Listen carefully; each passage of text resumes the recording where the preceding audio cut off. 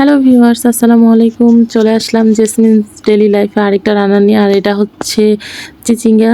তো আপনারা কে কী নামে জানেন অবশ্যই কমেন্ট করে জানাবেন। আমরা এটাকে চিচিঙ্গা বলি, ঝিঙ্গা বলি। আর এই চিচিঙ্গা ভাজি করার জন্য প্রথমে আমি হচ্ছে মরিচ আর পেঁয়াজ কুচিটা তেলের মধ্যে ভালো করে ভেজে নিব। তো এই যে আমি মরিচ আর পেঁয়াজটাকে দিয়ে ভালোভাবে নিয়ে নিচ্ছি। আমি আসলে স্প্যাচুলা দিয়ে কাজ করতে পারি না, এই জন্য আমি খুন্তিটাই বেশি প্রেফার করি। আর এই জন্য আমি এটা দিয়ে নিয়ে দিচ্ছিলাম। এই জন্য আমার ফ্রাই প্যানটাও নষ্ট হয়ে যাচ্ছে তাড়াতাড়ি। তো আমার হচ্ছে প্রথমে মরিচ পেঁয়াজটা ভাজা হয়ে গেছে, এই জন্য আমি ওইটাকে একটু সাইড করে রেখে পরে দুটো ডিম আমি পাশে একটু তেল, যে তেলগুলো ছিল ওগুলোর মধ্যে দুটো ডিম হচ্ছে একটু ফেটিয়ে নেব, ওগুলোকে একটু হালকা করে ভেজে নিব।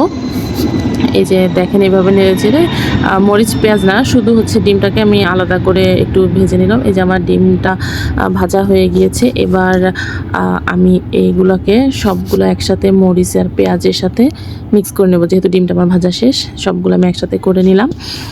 আর ডিমটা মরিচ পেঁয়াজটা ভাজা হয়ে গেলে তারপর হচ্ছে আমি এইটার মধ্যে যেই চিচিঙ্গাটা কেটে রেখেছিলাম কুচি কুচি করে ওইটা দিয়ে দেবো।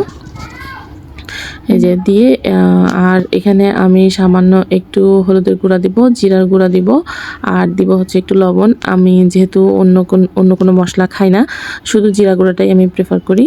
তো আমি মশলাগুলো দিয়ে সবগুলো একসাথে ভালোভাবে নেড়ে চেড়ে নিব। আর খেয়াল রাখতে হবে অবশ্যই যাতে পুড়ে না যায়, তো কোনো তরকারি আসলে পুড়ে গেলে স্বাদ লাগে না।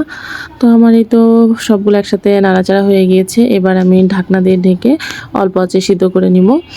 আর মাঝে মাঝে আমি একটু নেড়ে দিয়েছি। আর আমার রান্নাটা অলমোস্ট শেষ। তো আপনাদের কাছে আমার রান্নাটা কেমন লাগলো অবশ্যই জানাবেন। আর ভালো লাগলে লাইক কমেন্ট শেয়ার করে দেবেন। সবাই ভালো থাকবেন। আল্লাহ হাফেজ।